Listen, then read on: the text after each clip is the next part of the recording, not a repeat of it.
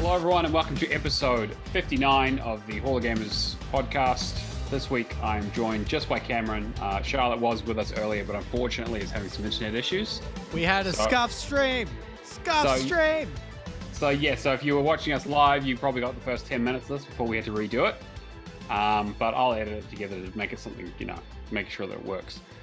This week, we're going to talk about Age of Empires. There's some news about Gamepass, as always. And I'm going to be talking about the game that has completely devoured me for the last week, which you can probably guess. Plague Tale. Yeah, Plague Tale. That's definitely the one. But Sorry, first, that was last week. That was last week. Yes, absolutely. That was last week. Yeah, although I did finish it this week.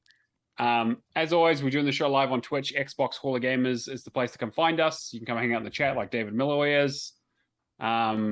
Shitpost, guess what song of the week is, that kind of thing. But I guess without any further ado, Cameron, you want to transition us to song of the week? Yep. Playing through it all, bags under my eyes.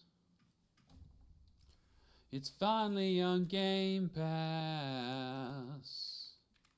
and every part I try, it's stolen my heart in a shadowy world. Royally special, so stylish and special. I'm a phantom thief, I'm a rebel, gotta defeat all my fears, but I'm not gonna stop there. I'm not gonna stop there.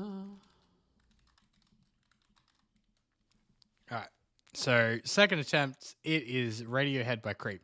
And just for all our audio listeners as well, I did guess it right the first time. You don't need to worry about that. He did actually get it, which, to be fair, is not surprising. I looked at chat. Yeah, chat. Yeah, David did get it out of chat immediately. So hopefully that was a nice, easy one. Was surprised that we hadn't actually already done the song somehow in the past few, 100, 200 episodes of the shows that we've done. But yeah, so Radiohead Creep. Good song, a bit overplayed. I know Radiohead themselves kind of fucking hate the song now because people used to listen to Creep when it was on the set list because they would usually open with it and then they would just leave the concert. So now they sometimes play it towards the end, or they kind of keep it as a hidden song. So maybe they'll have something on the set list and then just play Creep instead as a surprise. It makes sense to be like an encore kind of number. Yeah, it is one of those. Yeah, I mean that is the crowd pleaser song. But Radiohead has a lot of other good music too. Yeah. All right. Well, we've got a quick question from Cameron here around divisible gamer score. Yeah. So essentially, this. God, I just realized in the overlay it's so scuffed. Anyway, essentially, does an achievement ending in a number other than 0 or 5 affect how you play games? This is based on the Gunfire Reborn achievement list coming out with a really stuff score around the board, like 4s and 6s and 3s, and it's a very eclectic mix. Yeah. It doesn't really it bothers me in that I don't like having a score that's not ending in 5 or 0 for my gamer score, but I tend to finish my games as much as possible, so usually it all evens out in the end anyway. Something that annoys me is Ashen, which is the total for the game is uneven. That's unfucking-givable. But what was it, 1337 or 77? Yeah, I think it has a 3 at the end of it or some shit. With the DLC they put out, it doesn't have a 5 or a 0 for the total of it. So they completely fuck the total. So if you start the game and you intend to finishing it, it will mess up your score. Fuck. Ashen is one I need to go back to. I spent $70 on that game because it left Game Pass for the Hall of Fame challenge. Right, yeah. Oh, yeah, of course. It's rough. Yeah, I decided not to bother with it because it just didn't. I was interested, but reading the stuff about it didn't really compel me. Yeah. That's fair. But yeah, so I mean, usually it doesn't bother me if it's a game that I'll finish. If it's a game that I won't be able to finish, or it discontinues or unobtainables, chances are I'm probably not going to play it anyway. So it's kind of like a moot point. But I'm not a fan of it. I really feel like it should just keep it to 5s and 0s. Every other game manages to do it. Why can't they? I think is kind of my thinking about it. I don't know. What about you? I'm pretty much in the camp of like I'll just play anything regardless anyway, so I'm not really particularly fussed. I don't know, like it's one of those things that I think end of the day games should like be 1,000 or 1,250 or like stuff like that, but realistically it doesn't really matter. Like if a game has like a bunch of like one game score achievement, like actually a good example would be Sunset Overdrive, that title update having one game score at the start, and then having 199 like as a corresponding achievement. But I'm pretty sure you get both those achievements at the same time, don't you? I think it's like an hour apart. Like there's a quest line or something. I thought that was the troll one where they give you a 99.1 and then they give you a 1.1 then a 99. I can't remember, but yeah, I know something what you like mean. that, Yeah, there are some uneven ones. Yeah, like I'm okay with games like that though that have achievements married off. David just said, "Who remembers Condemned Criminal Origins having 970?" I was literally just about to bring that up.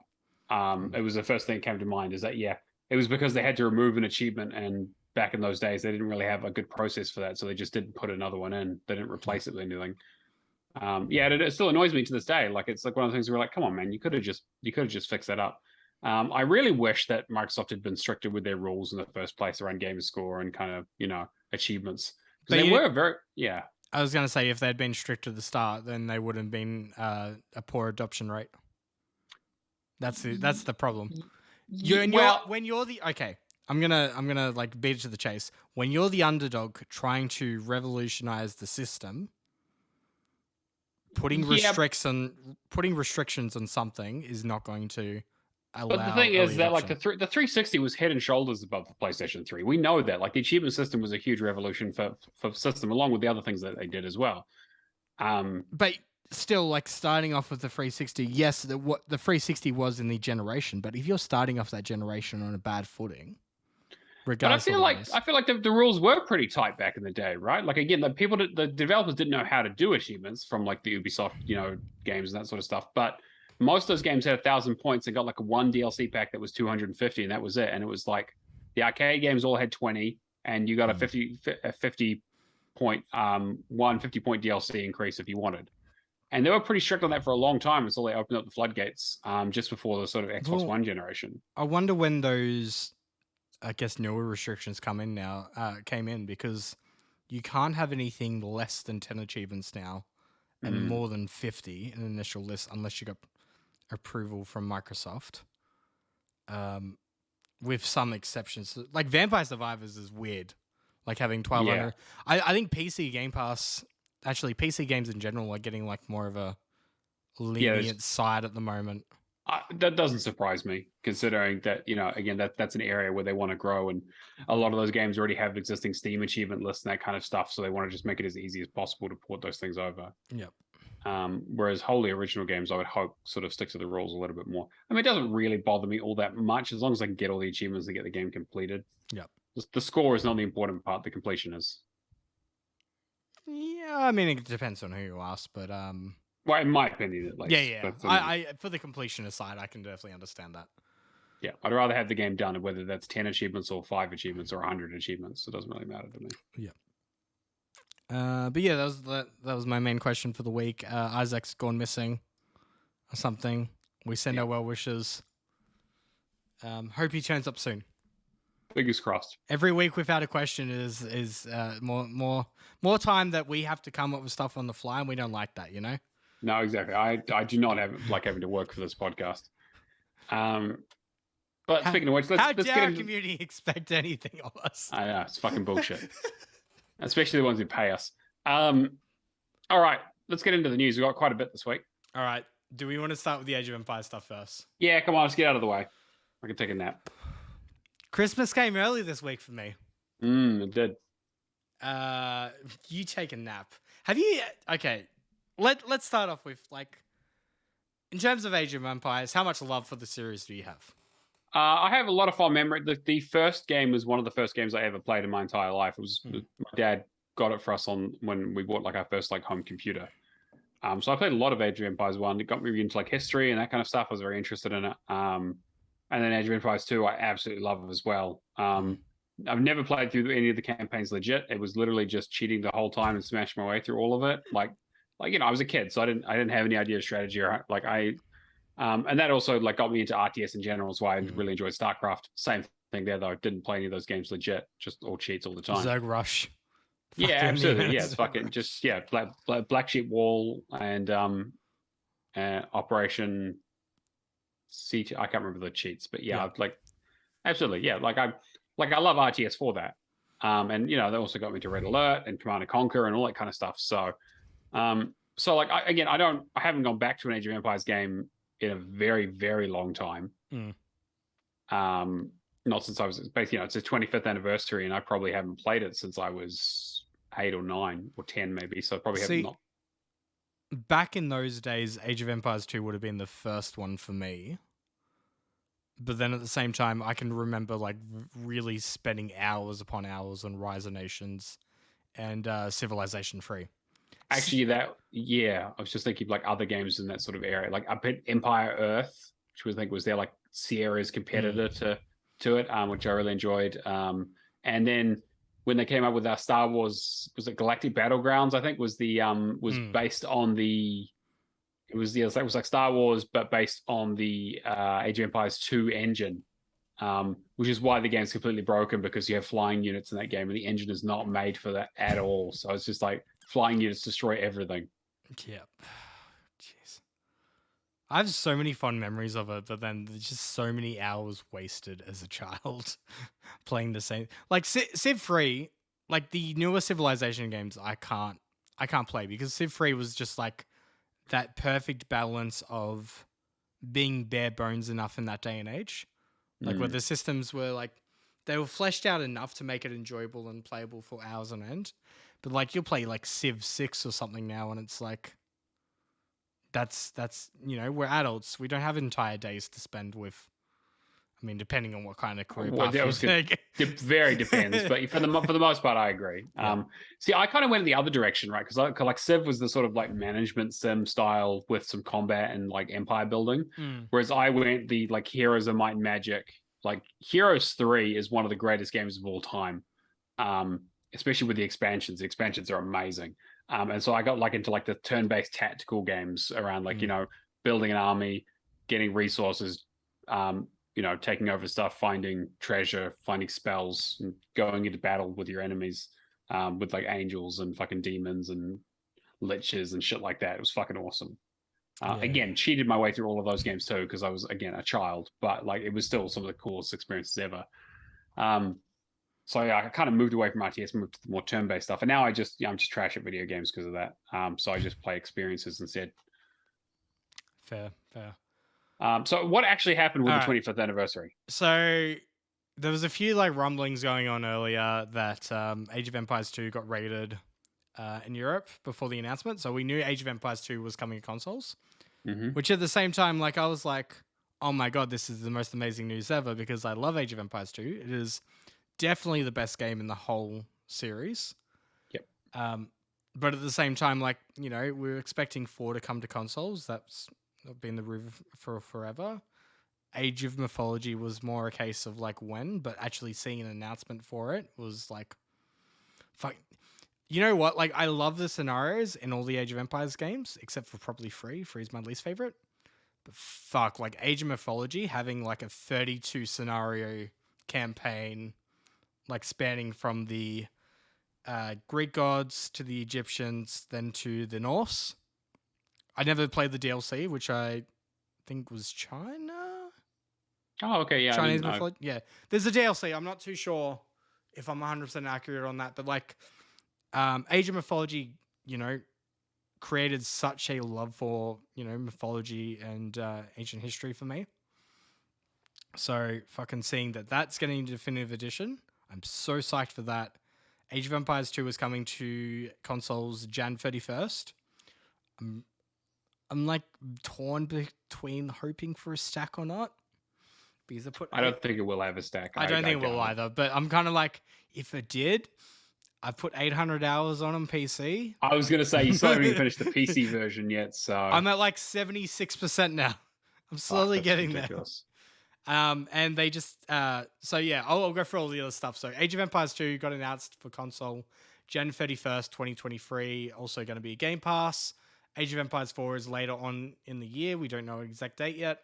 Age of Mythology is getting a definitive edition. Doesn't have a date. In terms of Age of Mythology, just a little bit more information about it. In contrast to previous titles in the Age of Empires series, it focuses on the myths and legends of the Greek, Egyptian, and Norse cultures. Its campaign follows an Atlantean admiral. I can't even remember how to pronounce it. Is it Akantos? I don't even remember at this point. Yeah. You know what? The other thing too, like fucking the voice acting. I remember it being very good for the time. So yeah, he's forced to travel through the lands of the three civilizations in the game, hunting for a Cyclops who seeks to release the Titan Kronos. It was 32 scenarios long. I remember the Battle of Troy was featured in it. There was the River Styx. It's fucking a whole lot of like amazing stuff. There was a mobile version of Age of Empires teased, which, Whatever. I probably won't have achievements, so why do I care? Age of Empires 4 Anniversary Edition got announced with new civilization challenges, achievements, features, and more. The new civilizations were the Malayans and the Ottomans. You can build your skill set with challenges, complete a 1v1 solo ranked, or compete with friends in all new team ranked, and earn a set of age-themed rewards. There's a style for everybody. The achievements, I think there was like 40, if I'm not mistaken. Oh. And it was a whole bunch of like miscellaneous stuff as those two civilizations, like gather 1,000 gold, garrison free, like, easy stuff. Garrison units inside free trebuchets, that kind of stuff. Cool. Trebuchet or catapult gang? Trebuchet, obviously. Good. Catapult's more maneuverable, but a trebuchet, like, look, if you're going to do a siege, you need a trebuchet. Yeah. What else was there?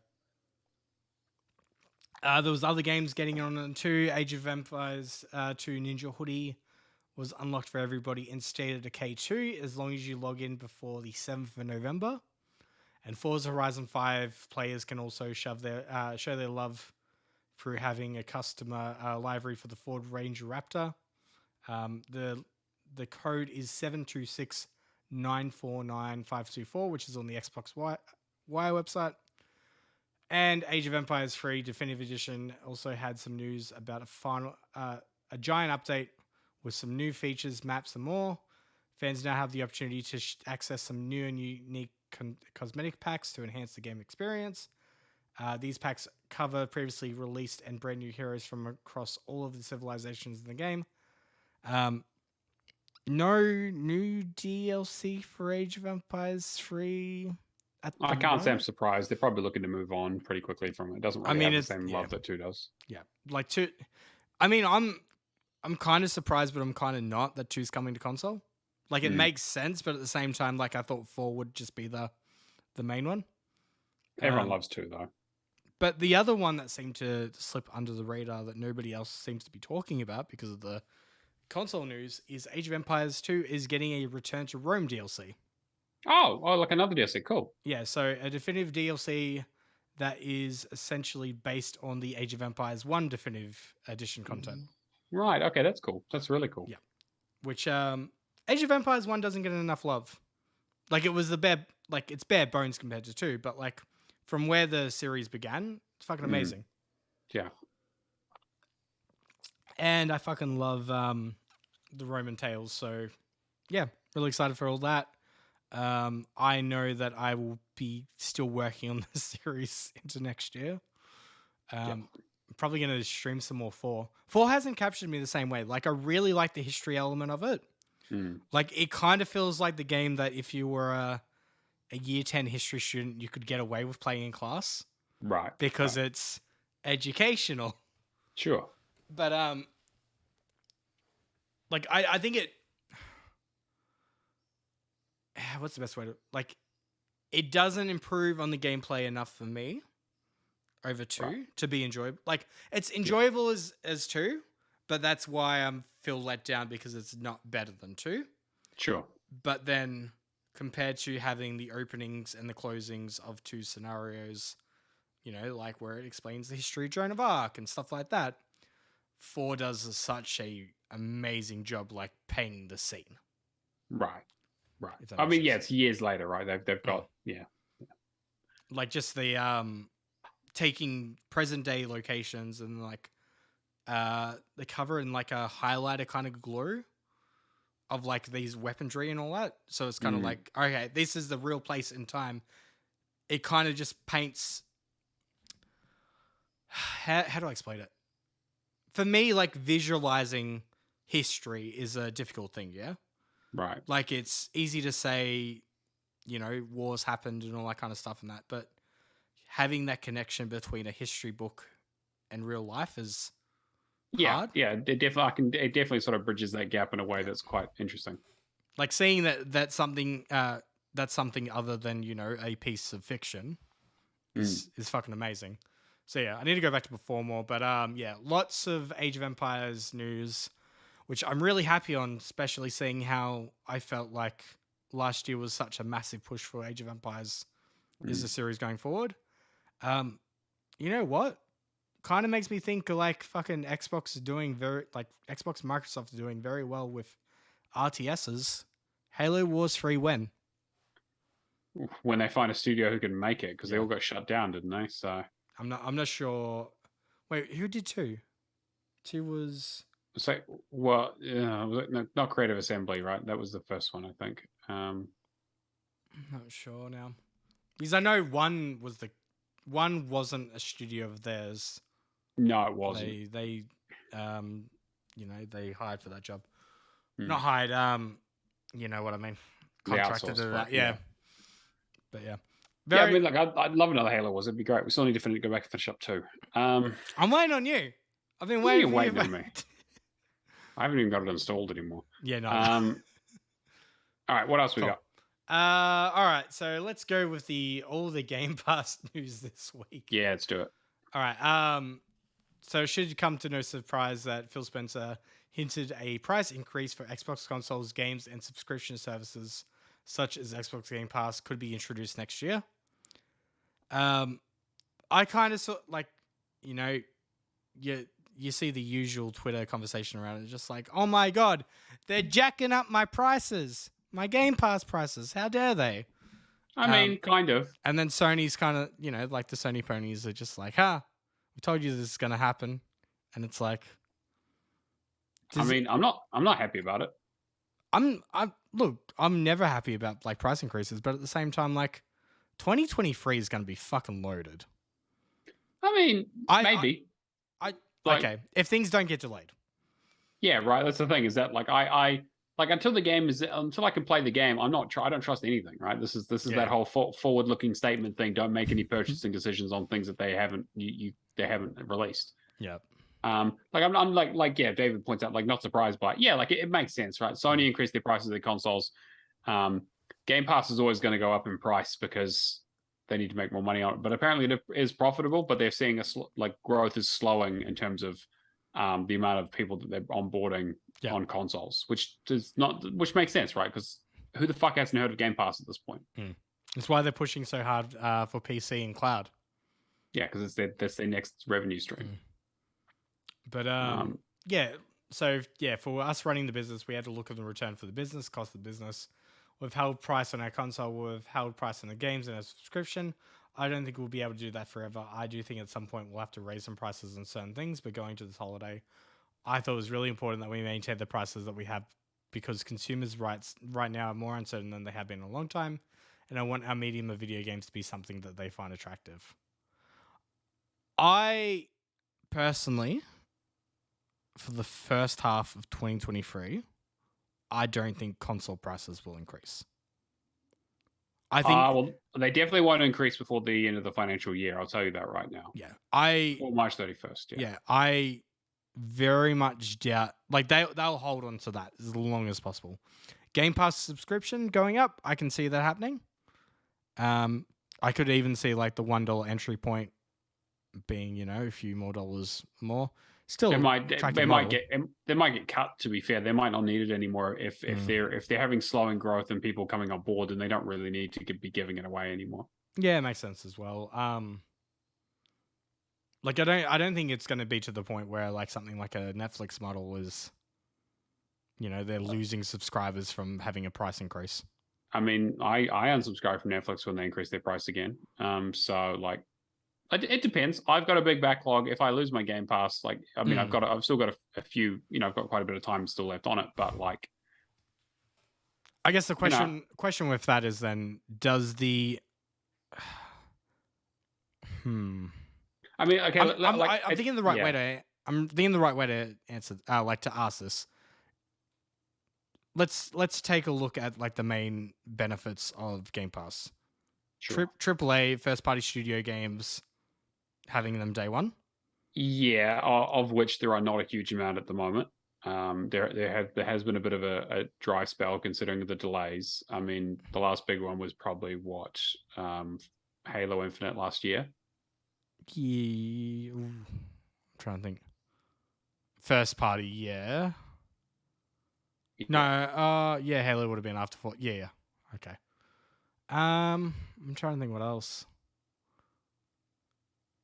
The indies that okay. This is the main justification for Game Pass each month for me. Yeah, to get a single like a decent, I would say, stellar quality indie game that usually hits Game Pass is $37.45 Australian, right, on an average at the moment. Mm-hmm. A Game Pass Ultimate subscription is $17 a month. Sure. If I'm doing a month by month basis. Yeah. I'm saving $20 buying one indie game that I would have otherwise purchased. That's fair. That's fair. I think that, yeah, and I definitely make that same calculus, right? Like, I don't really buy video games anymore because I don't need to, because Game Pass provides me with everything that I want to play.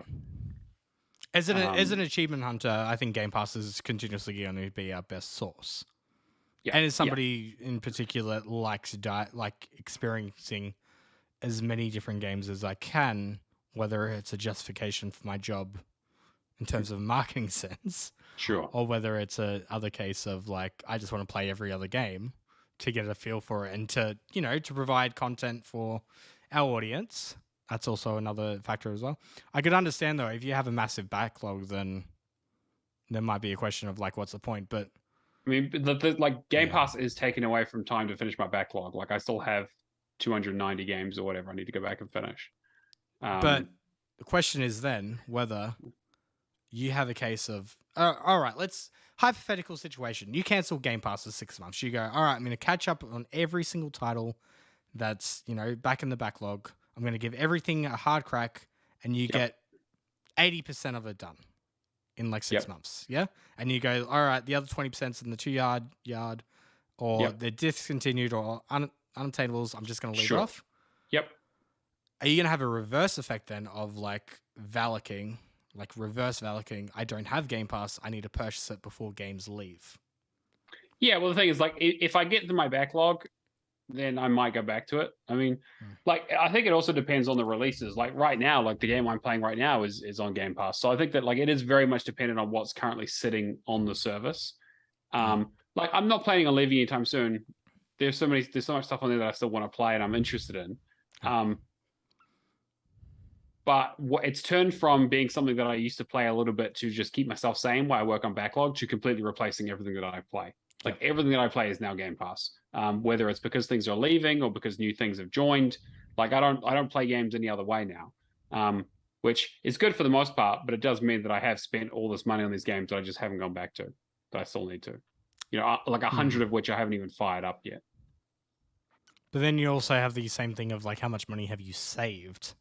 Huge amount, for sure. A huge amount not buying these games, for sure. So then would that outweigh the, I guess, the aspect of having a backlog?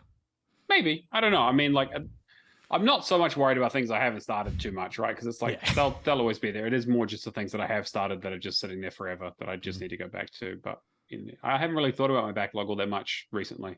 I am going to be starting a new game. I'm going to be starting a backlog game this weekend. That's like one that I haven't actually started already.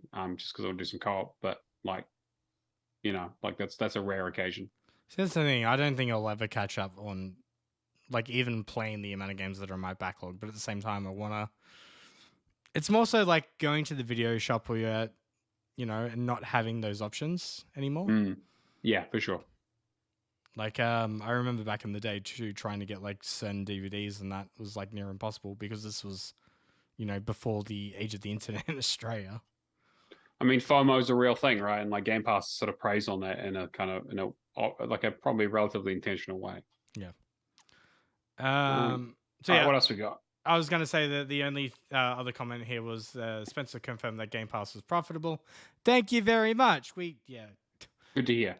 10 to 15% of Microsoft's gaming revenue, which honestly is a little bit lower than I would have expected. I mean, yeah, they don't charge that much for it though. Is the thing, right? You got to think about like how many subscriptions do you need to equal a console purchase, or how much? Like, was it say Xbox's revenue? Did I say for that? Yeah, Microsoft's gaming revenue. Gaming revenue. Okay, right. Yeah. So I mean, again, like a game purchase makes them more money probably than a Game Pass subscription, but it's good. But Game Pass also does grow into their other factors of like 100%. Yeah, it increases their attach rates, and I'm sure they can draw the line between the two of them for attribution. I mean, that's what marketing's for. But yeah.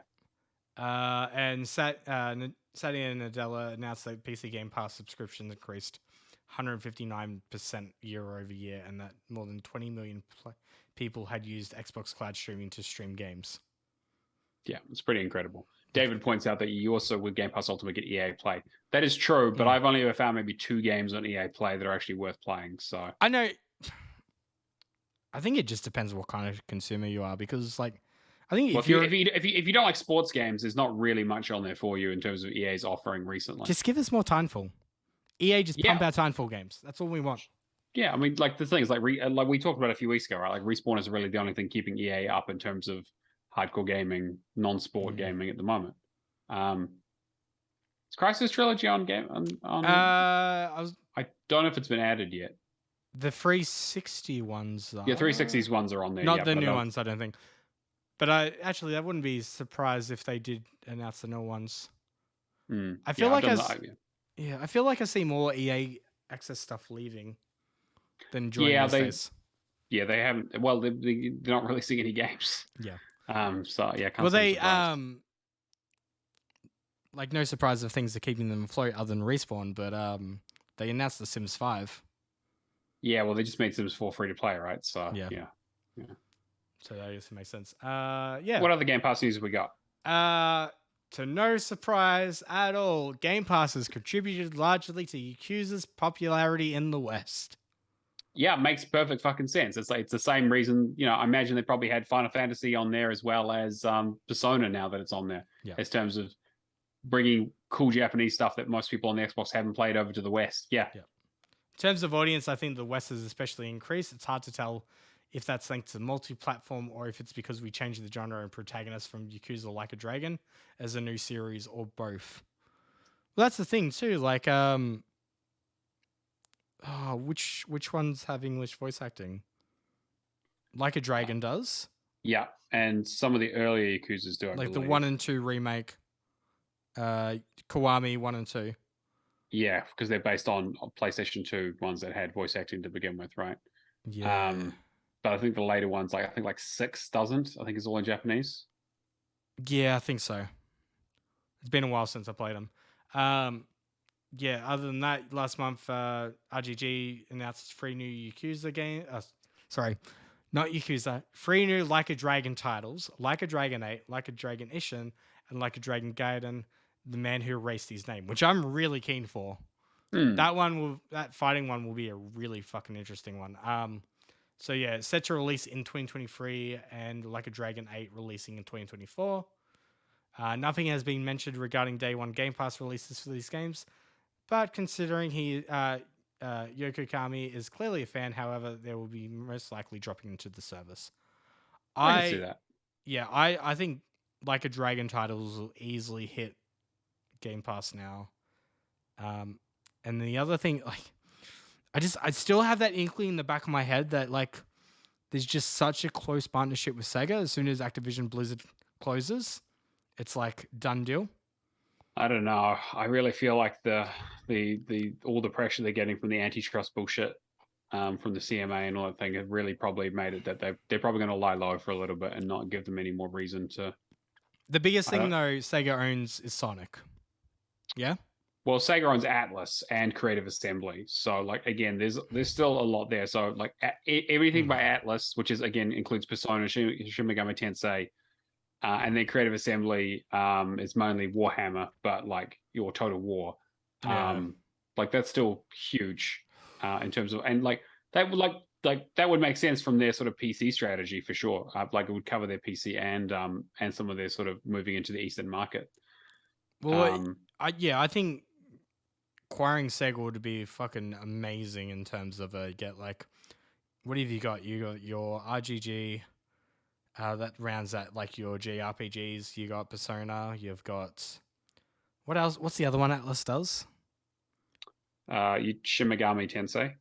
That's the Yeah, one that just came out for the Switch, the new one. I mean, Atlas do a few other bits and pieces too. you'd have the team that develops 2 Point, the 2 Point games. Right. Yeah. That's right. just nice to have. Sonic. I mean, like, I'm I really. mean, they're bringing a new one out, so I'm really hoping that Frontiers is good. it won't be, but you know, it might be okay. It won't be good. There's no way. Look, my daughter will be happy. That's enough for me. Sure. Yeah, it's a game for children for sure. Yeah, so that's pretty much it for RGG. What, I feel like they got something else too. I can't think of what it is off my head. I'll skip the Weird West one. Yeah. All right. In terms of other release dates, we've got a few other things. So Wolong has a release date now. So that is in March. That's coming out March 2023 on March 3rd. Follows the. You excited? Yeah, it looks good. Looks really good. See, this is the thing. I feel like there's going to be like a few like really strong hits like this one next year. That, you know, if they were to increase Game Pass, I think that, you know, if they're releasing titles like this, it would be justified.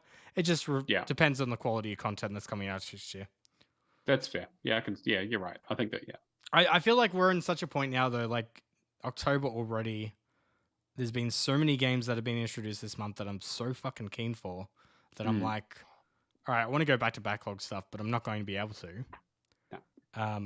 And I don't think it's going to slow down. I feel like it might for a little bit, but it'll be a short slowdown. What we you know, I think we had like 1 month. December. Like December will probably be pretty quiet. Yeah. January, I don't know. After that, it'll probably take off again. Yeah. So Wolong Fallen Dynasty follows the dramatic action-paced story of a nameless militant soldier fighting for survival in a dark fantasy world of the later Han Dynasty, where demons plague the Three Kingdoms. Players fight off deadly creatures and enemy soldiers using swordplay based on the Chinese martial arts, attempting to overcome the odds of awakening the true power from within. So yeah. Yeah, I mean, like it looks like a very it's Team Ninja, so this is probably going to be like a Neo style Dark Souls esque kind of Chinese take on it, which I think is great. You know, I mean, everyone like Romance of the Three Kingdoms is obviously very, very popular. So I'm very curious to see what it looks like. I am. David said High on Life in the Callisto Protocol in December. Is Callisto Protocol coming to Game Pass though? I think no. I think it's not. Yeah, but High on Life is. Yeah. Yeah, High on Life is Callisto Protocol 2 is no longer coming to Japan. Right, because they won't censor it. They said yeah.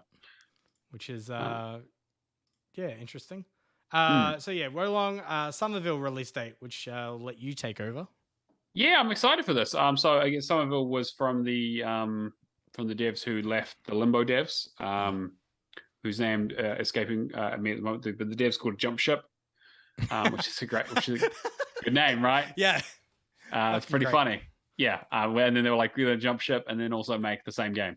Well, isn't there was like, what was the director involved with that trippy like puzzle game that we saw in the middle of the year? You know, like the bubble, like you go into the like orbs. Oh yeah. I'm trying to remember what it was called, but it's another one you're talking about. Yeah, we saw it at the Summer Games Fest. They showed it off. Yeah, where it's like you go into the orb and then bring things out and do. Yeah, That's a guide game for sure. that looks well. We'll see. I don't know. I'm wondering how complex it gets. But yeah, this so coming out November 15th. We've talked a little about it before, but it obviously has that kind of feel to it. That sort of side-scrolling platformer puzzler. But it's very narrative focused. So I'm very fucking excited. This is 100% up my alley. I'm hoping it doesn't have like a no death achievement or anything like that. But yeah, I'm super excited. This looks great. In the wake of catastrophe, you must find the means to make your family whole again. Grounded in the intimate repercussions of large-scale conflicts. Yeah, I mean, to be fair, they announced it a while back. It's these days, it's interesting. You know, it's got maybe another sort of feel to it, considering the state of the world at the moment. But yeah, so November 15th, so that's only a couple of weeks away. So it's on my list probably once I get done with my other games. There's gonna be, you like PS4 more, but why? Yeah, I mean, PS4's fine. Yeah. I mean, look, personally, I like PS3 more. I want Resistance Fallen Man. Oh, come on. Well, look, if they're going to bring anything over from the PS3, it's going to be Metal Gear Solid 4, right? People need to play that fucking game. It's nuts. The Resistance Fallen Man... Okay, this is the problem, with Insomniac. I'm going to go on a little bit of a tangent here.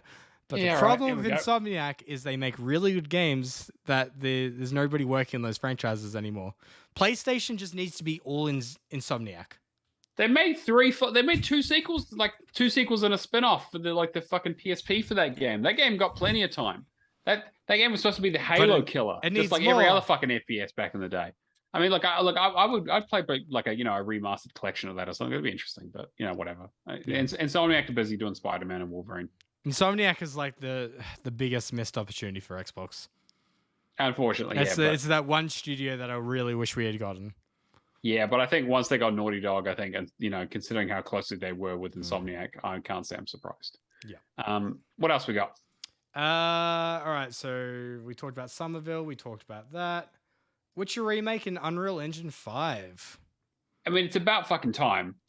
Like they've needed to remake that first game for ages because I like the second game, and the third game is obviously I like bits of the second game a bit more because I'm not a huge fan of the whole open world game thing. But 3 obviously is a tour de force. People love that game. It's an absolute fucking darling. And it's what let them, make all the terrible decisions they did with Cyberpunk. But the first game is fucking shit. It is if you go back and play it now, it is a nightmare to play. It is the gameplay wise or story or what? I love the story. The story is really cool, but gameplay wise, it does not hold up in any way, shape, or form. The game's completely broken. You know what's scary to me? The amount of work that CD Projekt Red is taking on. Yeah. Well, I mean, to be fair, they they made a shitload of money and they built their team up a lot, but during Cyberpunk to do other projects. Yeah, I guess I know. I mean, I'm interested to see how, I'm glad Cyberpunk 2077 is kind of getting a Edge Runners clearly showed that there is love for that genre, love for that game. Well, love for the world, maybe. Yeah, but the fact that it kind of reignited that flame, and devs that have poured their heart and souls into this game got their got a second win kind of situation. Yeah, exactly. They had another chance. Yeah. But I feel I mean, I still that game hasn't got me back yet. I still hasn't. There was I feel like there was something there that just wasn't quite grabbing me in the way that I was hoping that it would. Even with the updates, but who knows? Maybe when they release it, because I think they're still doing their expansion pass for it. I'll see what happens. Yeah, I'll say when that's a full experience kind of thing, and I can try and do it all at once. But I'm interested every time I see something for it, and especially with all the Edge Runners attention. That song, I fucking love that song. I think I've talked about that 2-3 weeks back. I still haven't watched the show. I know Charlotte watched it and absolutely loved it. Yeah. It's on my to watch everybody who's seen it has told me that they loved it, and I'm kind of I mean, Yeah. like I love Studio Trigger. You know, like Kill la Kill is fucking ridiculous and horny and stupid. It makes no sense. And like Darling in the Franxx is even more so in all of those categories. But fuck me, are they a visual spectacle? They also that the Star Wars Vision episode that they did where you fucking someone cuts a Star Destroyer in half with a lightsaber while standing on an X-wing doesn't make any sense. Don't even care. It's amazing. So. Yeah. What else we got? And the last news that I have is Fallout 4 is getting a free Xbox Series X and S upgrade. Okay. I mean, sure. I mean, why not, right? I mean, it's the most recent Fallout that they've done. You know, not counting 76, obviously. Hey, we're coming out with an upgrade for 76. Yeah. Yeah, right. Yeah, that'll get people excited. I mean, they still just need to remake. They just need to remake 3 in New Vegas. To be honest, that's what's going to get people excited. Because like, Obsidian clearly has. Come on, we've had enough teasers already. They have been teasing like a New Vegas 2 for fucking ever. I mean, like every month, the last few months has been like, oh, maybe. Yeah, It's like, all right, cool. I see what you're doing. You're fucking planting the seeds. It's all in our heads, and then we get like a 2025 announcement. This is a Fable scenario again, where it's like worst kept secret in the industry is that it's happening at some stage, right? Yep. Like, come on, are you fucking kidding me? Microsoft are not going to be like, yeah, no, it wasn't popular enough. Like, come on, people. I saw someone wrote like a fucking like 51-page like thesis on the morality of New Vegas just because of how fucking people love that game. But yeah, like Fallout 4, sure. Like, I mean, like I think it's probably good to sort of bring it in line with the new consoles, and Microsoft own it now, so why not? You know what? I really want to get like a diehard Fallout fan on the podcast. Like even last night, I was just randomly browsing through TikTok, and then there was this one that I came across that was goes into like a specific vault from a game. There was one vault that was, I think it was 100 women and 1 man. Yeah. So and then they did the reverse as well. There's a lot of like as you go in the Fallout universe, all the vaults are basically experiments, really fucked up vault tech experiments to see what happens to humanity when you mess with them. Yeah. Which you don't see on the surface though. Like no, if you're explaining that to like another person that's never played Fallout before, that's not the first thing you think to tell people. But it's so fucking interesting.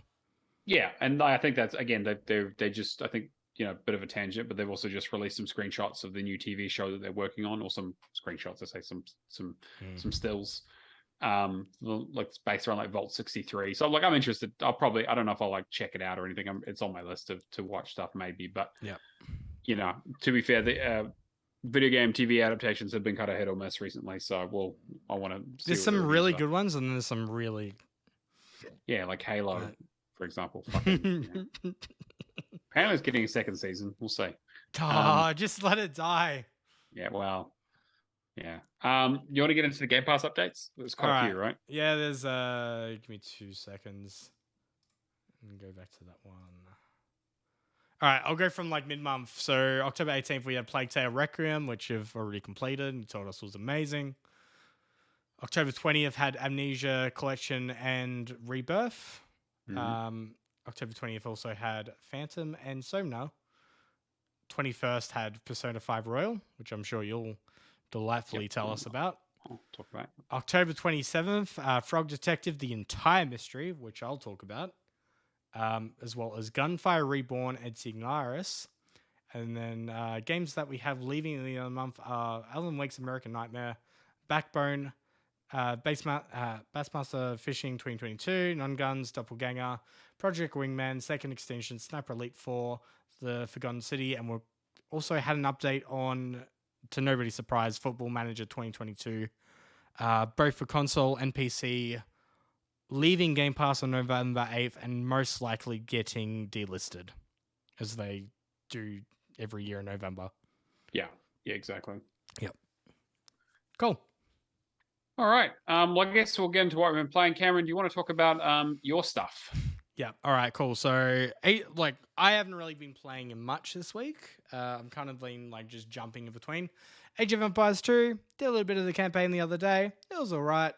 There's one that was like really kind of like tilting me off, so I'm kind of like, oh, I'll just go back to it another time. Very much a, I come back, I get a little bit done, and then I leave, and then I go back, and yeah, whatever. Yeah. Main two I want to talk about. The extent we finally got through the DLC. I've got like 12 achievements left to do with Kyo and Lee. Lee, if you're listening to this, it's pronounced fucking melee. It's melee. Melee. It's not melee. It's not melee. It's melee. Yeah, melee. Yeah. This has been a conversation in 2 different friend circles this week that have no relation to each other, but both randomly fucking brought it up to me, and I'm like a day apart. Super Smash Brothers Melee. Like, what the fuck else would you call it? If you say melee, you can get fucked. It's melee. It's a French fucking word. It has an accent over the top of it. Come on, it's not that hard. Yeah, it's melee. It's melee. Also, bonjour, Matt Rockentansky. You missed Song of the Week. What the fuck? It's fine. He'll catch the recording. Yeah. So the ascent's been pretty good. The last DLC boss, we got shredded by so many times, and then I thought Lee was overpowered and was walking you through the whole game. Oh yeah, we caught up to his level, so we're like at level 32 now, and he's at level 35. Right. 35 boss. But you know what? It's been pretty fun. The melee weapons are fucking OP. And yeah, it's been a really good game. The only downside I have to it is, just when you find out about a really cool mod on PC and you're just like, I just want it for Xbox. Yeah. I want the first person mode of the Ascent. Oh, I was thinking a very different type of mod, but okay, sure. Yeah, the first person sounds way better. I would love first person mod. Interesting. Okay, yeah. I'd love to experience it like that cyberpunk world like that. I feel like it would be Cyberpunk 2077 in a way. But in a more sort of structured, actually kind of what I would want from a game like that. Yeah, I can see that. But yeah, it was really enjoyable. And the only other game I really have to talk just before you move on, I just want to ask you about something like is it worth me actually playing and like? Yes. Okay. Okay. Without a group, like by myself? I would say it's definitely a group game. You could play it by yourself. Some people enjoy it by yourself. I'm very much a let's just hit things and skip cutscenes kind of person though. Right. Yeah. Fuck you. But yeah. Okay. But I had a blast with Lee and Kyo. Typically we don't kind of play. Me, Kyo, and Lee don't really play games together that much. To go and do this, been doing it like 3 months now, something like that. Yeah, it's been really fucking fun. But then at the same time, like a lot of it's just, how do I explain it? It's a good game, but it's got a lot of bugs. And it feels like it's just always had a lot of bugs, like the audio issues that I had launch. Like I would have played this with Steven. With Haftos, but like there was just too many problems at the beginning, so I put it down, came back to it. Still, by the end of it last night, like the audio started tearing. We started like having like really slow frame rates, and just breaks the immersion. But like once it's like when it's working, it's fucking fine. Right. Yeah, because I remember there was a lot of these issues when it first came out, right? And there was a lot of talk around like, oh yeah, they'll patch it, they'll fix it, right? But here we are. A year and a half later. It's like one of those things where it's like it's a really solid AA experience. But like it sits in that world of like, this is the thing. I feel like AAAs, you're always going to have your hits and your misses. Yeah. Indies, you're going to have like, some really ones like Cold Lamb that stand out and like just do well above. AAs just exist in this weird kind of world to me that I don't feel like we've had a AA game for a long while that's reached that pedigree of like, being a game of the year contender. Yeah, but I don't think that like that. I don't think it's impossible, but I just don't think that they fit that niche, right? That they tend to have that lack of polish and lack of like interesting sort of, creative innovation or, huge amount of polish and budget behind that really makes them like an Elden Ring or Cult of the Lamb, which I think are probably going to be competing for Game of the Year for a lot of people. Yeah. Also, for me, it's Elden Ring. Yeah. So Nick just said in chat, every time Cameron says, "How do I say it?" you take a shot. I'll just change that line to every time we say Nick's is the sexiest member of Hog. That's true. Yeah, it's we do say that a lot. So good looking that my girlfriend cuts him out of photos. It was pretty funny, very funny. Yeah. So yeah, the Ascent's definitely an experience. I went back to Alien Isolation. I'm okay. Alien Isolation. I feel like my memory's foggy on. The game doesn't look as visually good as what I remember. I mean, it's a game from 2013. But so then, at the same time, I thought that, but I thought it got a series update. It might have, or got some kind of like upscaling or something. Yeah, like it was a game that was on the original 360. Like it was a cross-generational game. So like I think the level of detail that was when it came out is amazing. Like I think the character models are not super great. I think the environment. It might be the character models. The environment's fine, but the character models are really kind of pulling me out of it. I feel like as a big fan of Alien and Aliens, I feel like it captures the aesthetic basically perfectly in a way that has like sort of like retro futurism, but not like a 1950s style, but like a sort of 1960s, 70s style where it's kind of grimy and there's a lot of, all the stuff is like green code and DOS boxes and things like that. Like I love that game. I played through it like 3 fucking times. And David, like, is it really 90s old? Yeah, it is actually. Like it is. It was on the 360 and the Xbox One when that came out. And then they released the PC version of it as well. I played through it all 3 times. I don't like. I played it because I thought it was going to be like one of those games that was going to, scare me in that. But like, not scare me, but you know what I mean. Like, if it's a good stream kind of game, like it is action, definitely, yeah.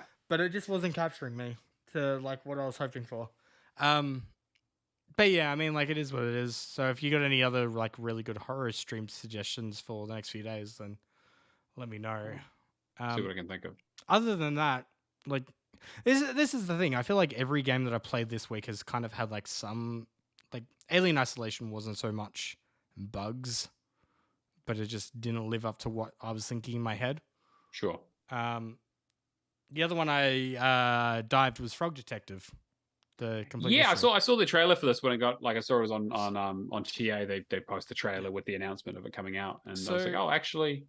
So Frog Detective 3 got released the other day. So with this, the complete collection 1, 2, and 3 got brought out as a game. I've only played 1. Man, I'm disappointed. Oh, really? It looked like kind of funny and quirky, but like. So this is like your Play School Sesame Street level humor, which is fine. Wow. Okay. It's fine. Yeah, like this would be a game that I would sit down with Stephanie and I would act out I would say the lines and have a laugh about it, kind of thing. Sure. Be like, hey, look, it's a detective, but it's a frog. How funny is that? Like, there's jokes in this that are like, you're on the first island. You're solving the mystery of why these ghosts are causing noise or something like that, yeah? And you have to get explosive material to enter the cave, which is a chunk of gold rock, wool, pasta, and some other item. So it's all just moon logic, like point and click adventure style bullshit. Okay. Yeah, that kind of stuff, yeah? Like, it's funny. It's very funny. Sure. But the problem I find with it is every time... I'm going to call them scenes, but I can't really think of like what the proper transitions is. You click on a character, you have that dialogue kind of option. Frame rate drops fucking drastically. And it's every interaction. Like, it's not... Yeah. Like, it was one of those things that, like, the humor of it was pulling me in, but everything else was pulling me out. And it sucks so much because it's like one of those things of like, as soon as I know this is fixed, I'm definitely going back to it. I definitely see it being like a 3 to 4 hour completion. Oh, okay. Yeah. Because the Steam, if you go to the separate games on Steam, I know for at least the first one, it does Steam has the 2 hour refund policy. Yeah. It does with that. This is a 1 hour game. This is what you're getting into. It's a humorous, like, small little adventure. Okay. For this kind of audience. Cool. Love that. Soon, I'm fucking hoping it gets fixed quickly. Yeah. Well, I mean, like, I think it'd probably be one of those ones that, like, once it's leaving Game Pass will probably be when most people play it. I think is. It's funny though. Yeah. Like, I could imagine like anyone in the audience like being like, here's my 5-year-old child sitting near me, play it together kind of experience. Because you know what, you could just tell your kid, like, just click on that thing over the thing. Gotcha. Yeah, I get what you're saying. But yeah, that's mostly what I like, other than just doing some crew races and all that. That's pretty much my week. All right, it's pretty good. Yeah. Play a game where you play as a xenomorph, but in the art style of Untitled Goose Game.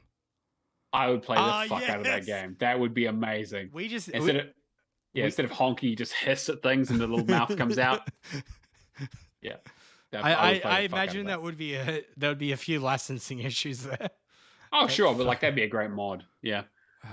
What have I been playing? I've only been playing 2 things. I finished up Playtower Requiem, which I sort of waxed poetic about last week. Still really great game. Not a huge fan of having to play through like the extra like half a playthrough to get the last couple of achievements, but I managed to sort it out. So like at the halfway mark, there's like a big like non-combat section that you have to kind of go through. It's quite story related. That was going to take a long time. But I managed to get to the last sort of area before that with like 1 point needed for like the two final skills. So I managed to get one and then reload it and do the other. So I didn't have to play through like another couple of hours of it. Still highly recommend it. Still great game. Definitely have some thoughts about the story. I want other people to play it so we can maybe do a spoiler cast about maybe the first and second game together and kind of compare and contrast. So one of my friends, Dale, who I met up with PAX, he's been streaming it, and fuck that ending. Yeah, that ending. Yeah. Well, look, I definitely have some thoughts about that, like the final, like the last act in general. Actually, I have some real thoughts about. But anyway, that's done and dusted. Happy with it. Persona 5 just came out on Friday or Saturday.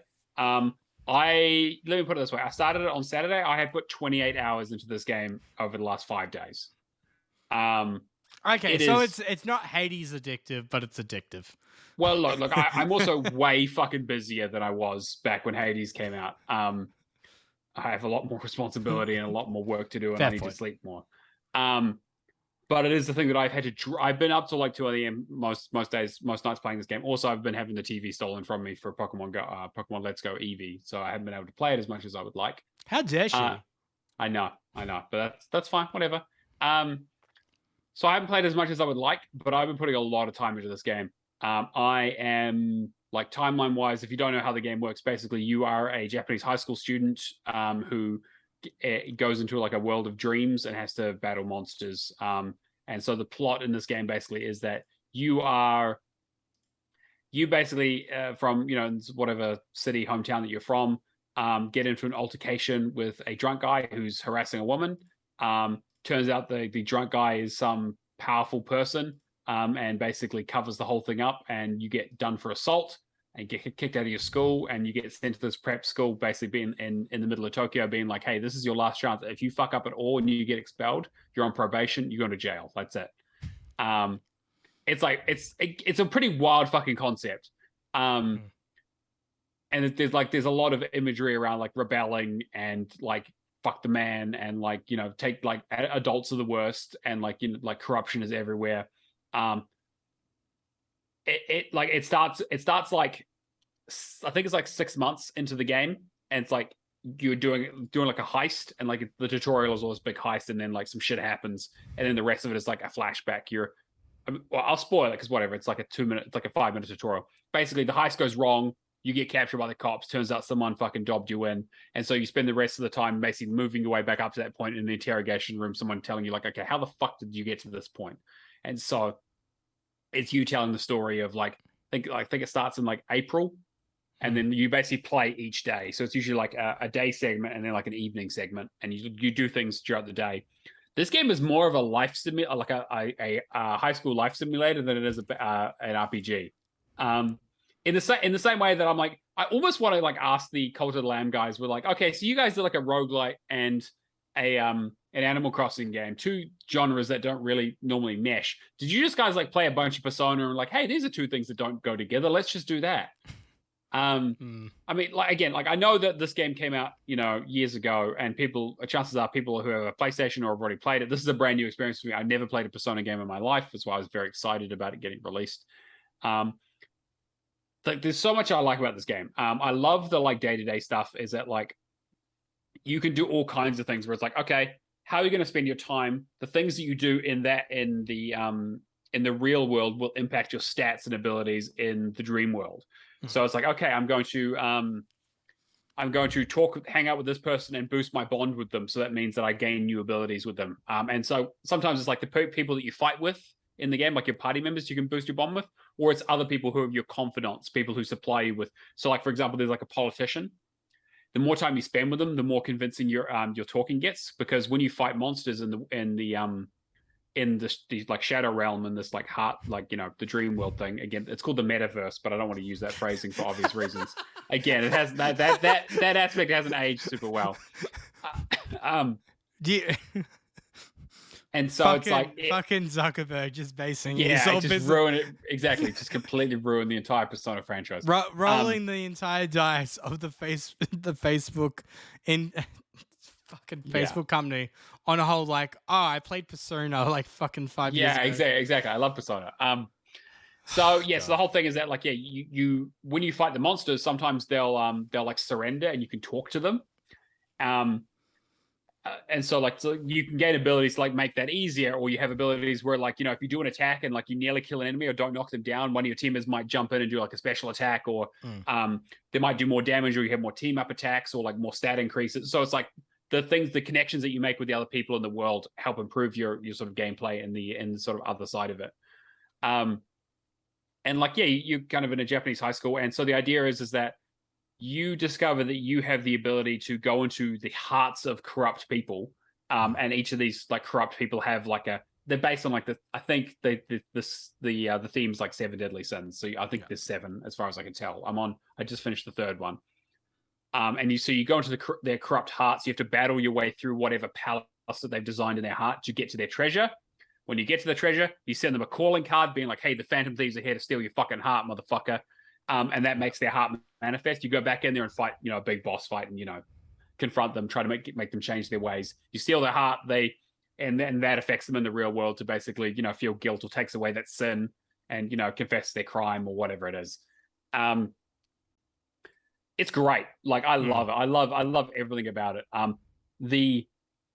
The time aspect is that, like, you have to manage your time quite a bit because there's so many different things you could do. It's like, okay, do you want to hang out with people? Do you want to go to the gym and work out? Because you also have like in-world stats. You have like guts of like how gutsy you are, how brave you are, how intelligent you are for knowledge, how charming you are, how kind you are, and also how like precise you are in terms of like doing activities. And each activity will like raise some of those stats, maybe give you some money depending on if you're working a job. Some things might cost money. You might need to like do certain things at certain times. There's like a weather system, so sometimes you can't do certain events. There's also like timed events. Like, there's so much going on in this game that, like, if you're not using a guide, you're going to miss shit all over. But there is like a new game plus, so like they incentivize you to be like, okay, do as much as you can on your first playthrough. Try to get as many of these things done as possible. Raise your stats as much as possible, and then do like a fuck you playthrough and just like do all the stuff that you missed. Isn't the only missable achievement the one at the end of the 2nd semester? There are a few other ones. There's one for like getting like the top rank in your exams, which happen in July. So if you haven't been doing like increasing your knowledge, you're probably not going to get that. But it's like you do things where it's like, okay, do you want to read a book? That read a book might give you some stats. There's one that allows you to read books faster. You can like watch DVDs. All the DVDs are riffs on real life TV shows and movies. So there's like the Running Dead, and then instead of ER, there's like ICU. And there's Bubbly Hills 90210. There's the X folders, and it's great because like you don't see the show, you just see him and his cat Morgana sitting there watching it. Also, the cat could talk to you. Hasn't quite been explained yet. The cat has amnesia. You don't have amnesia, like not like a regular JRPG, but one of your team members does. But like you just hear them, like, again, like whoever did like the dub for these stuff, and the localization, fucking they get it right, because there's the X-Files thing is where it's I think it was like Scruffy instead of Scully. Scruffy, like there's an alien nose larvae that's trying to infect your brain. Like it's all just like the really shitty plot lines, and like so many jokes about like media. There was I think there's like I love it. I love all the stuff around it. The dialogue's very funny. The character interactions are pretty good. Localization is good. And then you get into like the combat, and I like the combat. It's turn-based, but it's very it's quite frenetic in terms of like you like strengths and weaknesses make a real big difference because all your characters have, they call them personas, which are their like a once they awaken, it's their rebel spirit of like fuck you, that allows them to basically fight these shadows that exist within each of these people's palaces. The first one's a castle, for example, so there's like a castle theme stuff. And Joker, the main character you play as, he has the unique ability of being able to take other creatures and use them as personas. So he has the original persona that he unlocks, but any creature that you fight in the game, you can basically Pokemon the shit out of them. And like if you fight them, if you hit them with something they're weak to, they go into a weakened state. And if you do that for every monster that you're fighting in a group, you basically run into like a hold up mode where you can do like a super attack and kill them all. You can like, or you can like give them a shakedown and be like, okay, I want an item, or I want some money, or I want your ability. And you have to do like, there's like a talking negotiation mini game based around like, they say something to you, they have like a personality type, and you have to respond with the correct thing a couple of times to get their ability. Sometimes it works, sometimes it doesn't. Like it's a little bit finicky. Some enemies you can do it, some you can't. But it just means that you're like collecting new personas all the time. So it's like, you know, they all have like unique looks. Well, again, some of them are reskins, but they're all like unique types. They all have like a class, and the class relates usually to a person. So if you have one of those personas attached to you, you can improve the link that you have with another person. And then they have like a whole fucking mechanic where they're like, hey, you've got the whole game's about like punishment and like being imprisoned. There's a whole thing where you go into like this thing called the Velvet Room, which is it's like a science lab where you're like, okay, I've got this persona, I'm gonna chuck both of them into a guillotine, and we're gonna get a new persona out of this. It's like they're gonna do like a combination thing where they just show up with a new one, with like new stats and shit and new abilities. And so much of this game is like being like, okay, I've got this guy and this guy. What will happen if I put them together? What abilities can I like learn from both of them to make like a better, like more than the sum of its parts? And then there's one that's like, here's like a special one where there are like super powerful ones you need 3 to execute. There's also ones where it's like if you have a special item and a certain persona, you can put them in an electric chair and it creates a new weapon or item for you. There's all kinds of shit going on. That's the only part where I'm like, I get a bit overwhelmed because I'm like, there's obviously the real life stuff where you got to plan out your days quite well in terms of like what's going to happen and who you hang out with and what stats you increase. But like the leveling up personas and like matching them together and like sacrificing them to make new ones, there's a lot. There's like, as an achievement hunter, that might be like a little bit overwhelming because you're basically telling one aspect of the game of, you know, manage everything down to a fine tee so you can get everything done well. But then we're going to give you this other aspect where you need to essentially experiment. Yeah. And so like there's, there are a lot of guides out there on like what you can make and kind of what are good levels to have them at. Cause also the personas that you create have different levels. So if you're level 30, you can't make one that's above a level 30. So just make sure you don't get like overpowered. And to be fair, like if you've captured one of them, you can always resummon it whenever you want. You just have to pay like a fee. So like there's a thing where it's like you can experiment where like, okay, I've got these 2 and like I really like using this one for its abilities, but I'm going to sacrifice it and this one to make a new one, but I'll resummon the old one so I can still use it in my party. So like there's definitely flexibility there, and like once you have like money in the game, it kind of becomes less of an issue. But it is kind of stressful because it's like you are on like a limited time. Like every time you go into the dungeon, that's time wasted that you could be spending work on your stats elsewhere, or your schoolwork or your connections. So it's very, very time based. Which I kind of like, but I also kind of don't because it's quite stressful. And like, if you fuck up, like, you know, like there is a guide for like, hey, if you want to get like a near perfect playthrough, here's all the steps you need to take, and you need to follow it to the T. If you fuck anything up, you kind of throw everything off. But if you like, it's the kind of thing where if you have time, like I think it's really good to go on like blind and just have like a good time with it. I'm playing on like safe difficulty, which is like super fucking easy. The battles aren't that difficult. You don't have to worry too much about like the whole elemental system a little bit. So like you can kind of just mess around, but the higher difficulties definitely you need to be like, okay, I need to make sure I have the right type of personas with me. I need to make sure my party composition, like it's quite tactical, because there isn't like a lot of combat in the game. I mean, you can go like you go to the palace, you make some progress to a certain area, but you can't like heal or anything within the palace without using items. So it's like a war of attrition. You want to see how far you can get into the palace in one go without like losing all of your like without dying or without taking too much damage. But on safe mode, like I've made it to the end of every one of them without too much trouble. Yeah. But on normal, you probably need to like manage your items and manage your team a lot more, and it's a lot more tactical. I mean, like again, I know that anyone who has played this game knows all this shit. It's I can say like it's close to a 10 out of 10 game. It's amazing. I'm not even halfway through it yet, and I'm just having an amazing fucking time with it. It's so good. Yeah, like I like the humor, the music, and the style of the game. The styling is so good. Like it has like a real amazing like jazz aesthetic where it's like a lot of black and whites and checkers and like all kinds of like like you're like whenever you start a round, like the menu like explodes out of your character, and you can like see all those options, and just like it's one of the few games where I fire up the game and I almost always watch the entire intro, like the sort of like anime style intro cutscene that they do before you get to the main menu, because it's so good. So I would highly recommend it. Yeah, you probably want to use a guide. It is like very, very guide heavy if you want to do like a single playthrough, get everything, which again, that's kind of how I play games because I'm a bit nuts. Yeah. But if you just want to go in like a casual player, put it on safe mode, kind of just fuck around a little bit. Maybe look up a guide for some of the good personas that you want to, so you have an idea of kind of like what you might want to make. So you're not messing up too much there.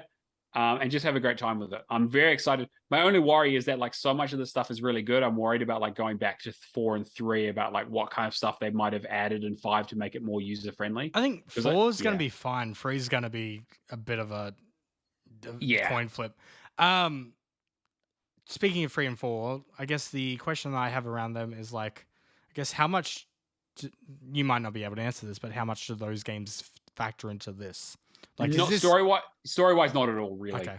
I think there are definitely threads, and it's like there are some reappearing characters in terms of like the I believe Igor and the and I think that the two jailers. Is it like a Final Fantasy situation? Like not that to that extent, but like yeah, I think it's like same world but different stories everywhere, and it's like obviously you'll see some of the same enemy.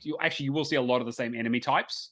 Like there's like I know that like if you type in the enemy name from Persona enemy into Google and like you're like a Persona this enemy, and you go to the wiki, it's like, hey, here's every appearance that enemy has had in every Shin Megami Tensei game, because again, Persona was a Shin Megami Tensei game originally, and every Persona game ever. So it's like, yeah, they have like in the same way that Final Fantasy has a lot of reoccurring enemy types. It's a Chocobo, Malboro, Sid. Yeah, like Flan, like Sid, exactly. Like there's like like I think like Igor is like a Sid style, like is in a lot of those games. So which is the little one that holds the knife. Tomberry. Fucking Tomberry. I fucking hate Tomberries. Yeah, me too. Tomberry Kings especially. That fucking chef's knife is rough. Yeah. But again, like I'll be talking about it more next week because it's all I'm going to be playing. I'm fucking loving it. It's great. I am enjoying. Like I'm sure I would probably have been maybe a little bit less fun with it if I had to be like real tactical and kind of like it was kind of a bit more of an uphill slog. But the ability to play it on safe mode and retry any battle that I fuck up, which I haven't died yet, is really like it's a really nice addition. I'm hoping that they kind of have some of that with 4 and 3, but we'll see how we do it because I think was it November? Sorry, no, the January those are coming out. I think it was. Yeah. Ooh. It's early next year. It's early next year, yeah. Yeah, so I'll definitely have this done by before then. But yeah, it's great. Just a shame it couldn't be like Christmas. Would have been nice, right? They would. Games. That's all I would have played if they brought all of them out at the same time. You wouldn't have seen me for 6 months. That's okay. You'll have High on Life. That's true. That's true. Well, I need to go and do Ni no Kuni at some stage as well. But that's that will be a really fucking fun one to play. Yeah. Anyway. Yeah, so I guess that's pretty much it for games we've been playing. Looking at the leaderboards, we've got Ken Mikisu at 8,230 at third place. Mephisto for the win at 9,645. Is he trying to catch on Jeremy? He might be. I don't know. He's got a lot to go to get to him, but yeah, could potentially. And then of course we've got Thrash Forever with 17,820. As always, the man, the myth, the legend just will not stop. I want to check on Thrash. What have you done recently, buddy? Can't be anything that good, right? Roll the Cat, Space Roguelite Adventures, Henchman Story. Yeah, Test okay, Island. so you're just all trash. I was trying to take a look at like there's one area, there's 2 of the Epi XR, whatever you call it, games. Yeah, right, yep. the airy dev. Yeah. Yep. Which we didn't even speak of. So there was an exploit found that essentially in all those games, if you plug in a keyboard and type "go," it passes levels and gets you the achievement. Real easy, which is annoying because I've done a lot of them already. Yep. All right, completion shout out. So we got Baron von Neumann who finished up Yakuza 0, which is a fucking amazing achievement. Yep. Good job there. David Milloy finished up a bunch of baby games as always. Mikhail finished up Age of Empires 3. Just use cheat codes. I bet you. I mean, I'm probably going to do that. Why is it 1 and 3 you only have the cheat codes? I don't know. 2, we really benefit from that. Yep. Mark B finished up Puyo Puyo Champions. Firehawk finished up Asura's Wrath and Foul Play. He's going to help me out with Foul Play. Asura's Wrath is an amazing anime to not watch. I was watching his streams, and it's yes, great. I definitely agree. It's very enjoyable to watch, but playing it's not. Yeah, that playing anything doesn't actually really add to the experience. Yep. Valak finished up the Komori Kart, Second Extinction, Ratatouille, and Aragon. Ratatouille. He's actually threatened to send me Ratatouille because I haven't played it yet. So we'll see how that goes. It was a Games of Gold, wasn't it? I'm sure it was a Games of Gold. No, it wasn't. It was not. I would have played it for sure. Oh. Hacker Poem finished up Forgotten City. Highly recommend. Yep. Rapture finished up Backbone. And I echo his sentiment around kind of how it loses the plot towards the end. I've got a yes with that, but like the comment on voice acting, it's too hard. Yeah, no, I understand why they didn't do voice acting, but like they really did not stick the landing on that game. Holy shit. First 2 acts are really good. Act 3 and 4 are trash. Crucible finished up BioShock Infinite, the complete collection. So he did BioShock Infinite, all the DLC, which is the stuff I'm stuck on. And Prey, he finished up the Moon Crash DLC, which I'm stuck on as well. So I understand that too. That fucking DLC bullshit is Crucible just Valik's old account? Basically, yeah. Just give me a hard time, right? Red finished up Gotham Knights, which he apparently loved. We need to get Crucible on the podcast so then they can become friendly enough with us to give you shit about those games. Yeah, I do need to go back and finish them. And Dragframe finished up Tunic, which is an amazing game. I need to go back to that one too. Have you finished Tunic? Yes, I did. I did. It was amazing. All right. Yeah. I was going to say just that fucking storybook. Yeah, right. It's such a clever mechanic. And like the way the puzzles are anyway, I don't want to get into it because obviously spoilers. Word challenge, everyone's favorite competition. You can go on the Discord, discord.io/Hall of Gamers. Was it Xbox Hall of Gamers? Hall of Gamers. I can never remember. It's a Hall of Gamers for the Discord. Yeah, it's Xbox Hall of Gamers on Twitch. It's Hall of Gamers @handle on Twitter. But Hall of Gamers pod on Twitter. Look, it's either going to be Hall of Gamers or Xbox Hall of Gamers. You'll find it. It's hard. So you can go. That's what she said. Yes. So you can go on discord.io/Hall of Gamers and join Discord. You hang out with that community. And in there we have a channel called the Word Challenge, which basically is where I come up with a game and I put a GIF into our bot. And if you get the title of the game correct, you win $20 Australian in your local currency. Get some good guesses in there. So the last clues was that it was an FPS. It's part of a cross-generational series, so the games have been out on more than one console. I've completed it, and the new clue is that it's published by Activision.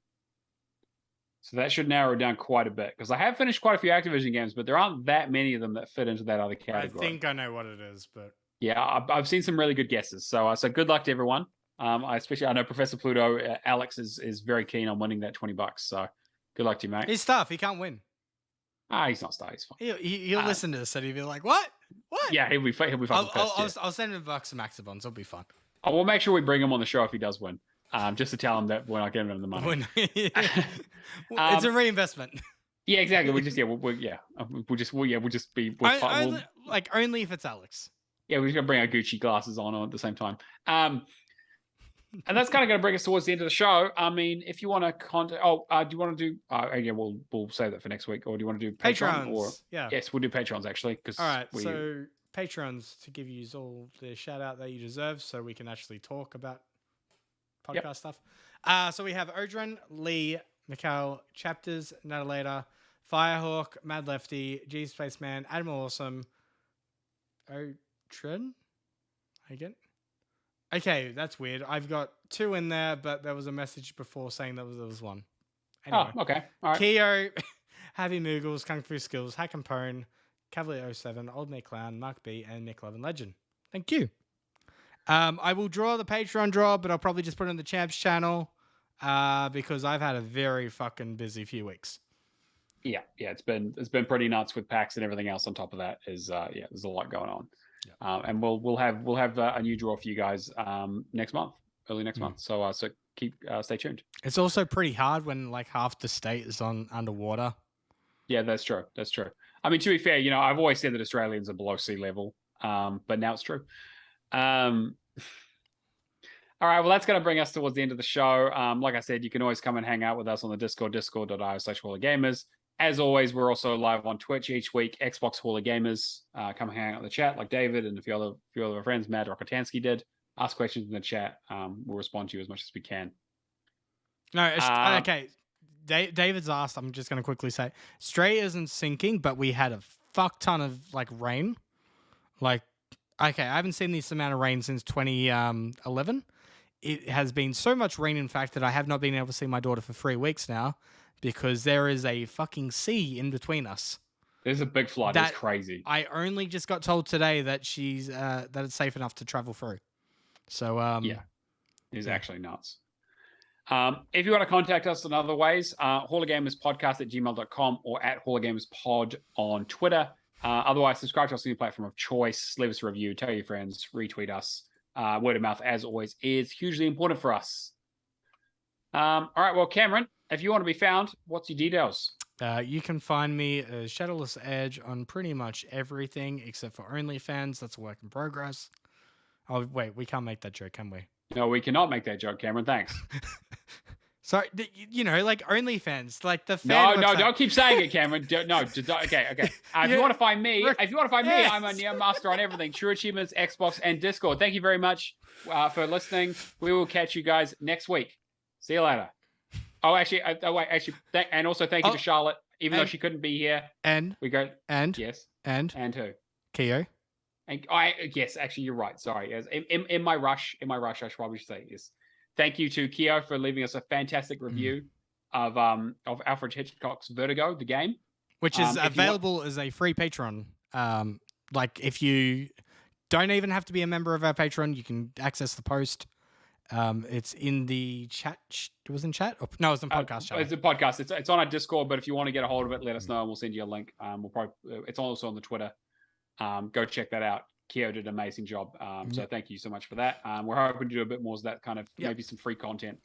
I guess the last question with that is too, like just as a general audience, we want to know from you guys, if we were to do like review kind of stuff like that again, where would you want it to go? Like, are you okay with it being a Patreon thing? Would you like it as a separate podcast? Would you like it incorporated into the podcast? Yeah, we did used to have reviews back in the IGS days within the podcast, but we kind of ended up taking them out because they didn't quite fit in with the rest of what we're doing. But yeah, give us your feedback. We'll greatly appreciate it. So now I would say thank you to Keo. Thank you to Charlotte for moderating and hanging out. And I think she ran off to get a snack, so whatever. She's not going to hear this. But no, we do appreciate her. And unfortunately, she couldn't be on the show. But she's having some internet connectivity issues. But thank you for us hitting 200 on Twitch. Woo! Fantastic. Got some amazing followers. You guys are the best. And thank you again to our patrons and to our wonderful listeners for supporting us. We will catch you guys next week.